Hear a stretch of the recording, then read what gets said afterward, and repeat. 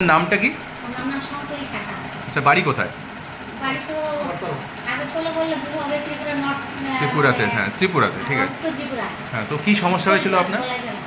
আমার স্যার 4-5 বছর আগে মানে ব্যথা, খুব ব্যথা, বুকে ব্যথা, পেটে ব্যথা। তো ওষুধ খাই, গ্যাস মনে করে ওষুধ খেলাম অনেকদিন, কোনো উপকার হয়নি। তারপরে সোনোগ্রাফি করলাম গত ডিসেম্বরে, ওখানে গলব্লাডার স্টোন ধরা পড়েছে। তারপরে আমরা গত 13 এপ্রিল আমি গলব্লাডার স্টোন অপারেশন হয়, হ্যাঁ, আগরতলায়। তো এখানে বায়োপসি রিপোর্টে ইনসিডেন্টাল গলব্লাডার ক্যান্সার ধরা পড়ে, হ্যাঁ। তারপরে আমরা খবর নিয়ে আসলাম কলকাতায়। তো কলকাতায় আসার পর টাকাতে গেলাম, তখন ওইখানে আমার স্ক্যান করানো হয়, পিটি স্ক্যান করানো হয়।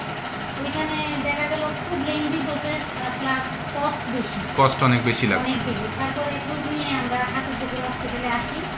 ওইখানে মৈনাক স্যারের সুপারভিশনে থাকি। উনি আমাদেরকে অ্যাডমিট করান।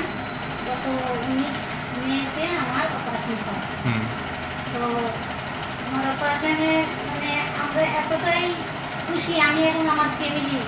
7 দিন পরে আমি মোটামুটি সুস্থ হয়ে গিয়ে ছুটি হয়ে যায় আপনার। পুরোপুরি সুস্থ আমি নিজেকে ফিল করছি। আপনার যে এত বড় একটা অপারেশন হয়েছে সেটা আপনার সেরকম বুঝেই যাচ্ছে না, আমার কাছে নিজেকেই আমার মনে হচ্ছে না আসলে আমি এত বড় অপারেশন করেছি।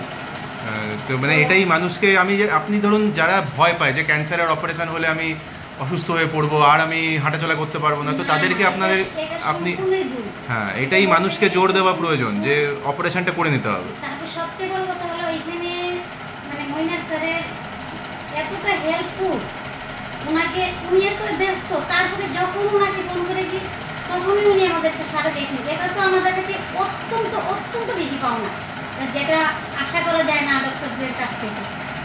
তো আজকে আমরা খুবই খুশি। আমি কালকে আগরতলা চলে যাবো ফ্লাইটে করে, খুবই খুশি। ঠিক আছে, ধন্যবাদ। আপনি সুস্থ থাকুন। আচ্ছা, ধন্যবাদ।